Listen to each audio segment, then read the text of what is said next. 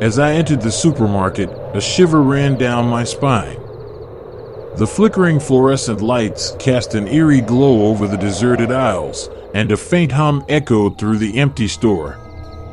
It was late at night, and I had made the unfortunate decision to stop by for a few groceries before heading home. I couldn't shake off the feeling that something was wrong. The air felt heavy, and a sense of unease settled in the pit of my stomach. I glanced around, hoping to catch a glimpse of another customer or an employee, but the aisles remained hauntingly empty.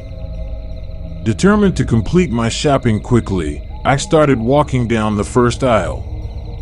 The sound of my footsteps seemed to be the only noise in the entire store, magnifying the silence and intensifying my anxiety. As I reached for a box of cereal, I heard a faint whisper coming from the next aisle. My heart raced as I cautiously made my way towards the source of the sound. The whispers grew louder, but the words were incomprehensible, a twisted symphony of malevolent murmurs. My palms began to sweat, and I felt a chill crawl up my spine. Peeking around the corner, I froze in terror. The aisle ahead was filled with shadowy figures, their bodies contorted in unnatural angles. They moved with jerky, disjointed motions, their eyes hollow and vacant.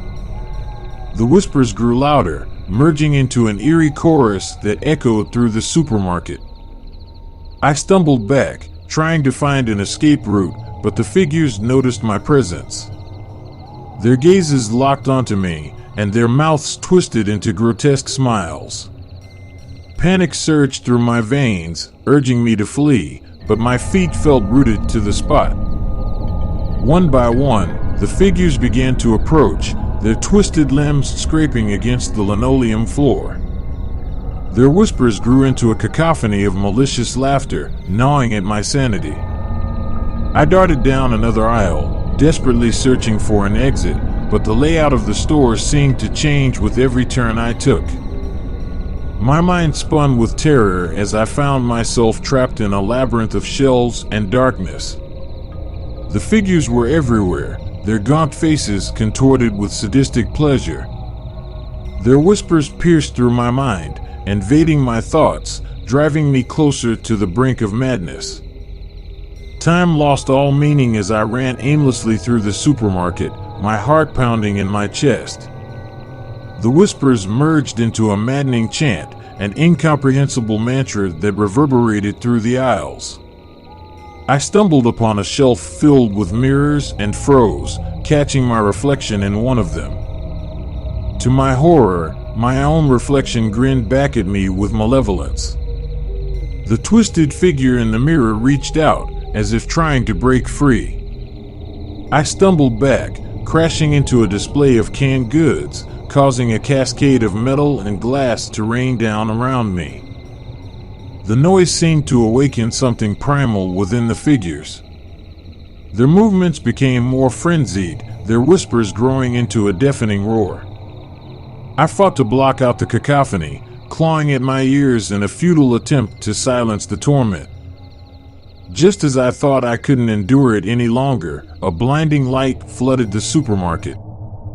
I shielded my eyes, and when I dared to look again, the figures were gone. The whispers had vanished, replaced by a quiet stillness. I stumbled towards the exit, my legs weak and trembling. As I pushed open the doors and stepped out into the cool night air, I realized that the supermarket had returned to its normal, bustling self. Shaken and disoriented, I looked back at the building, wondering if it had all been a hallucination. But deep down, I knew it was something more.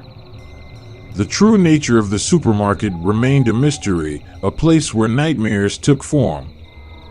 And I vowed never to return, for fear that the whispers and the figures would haunt me once more, lurking in the shadows of that twisted, disturbed superstore.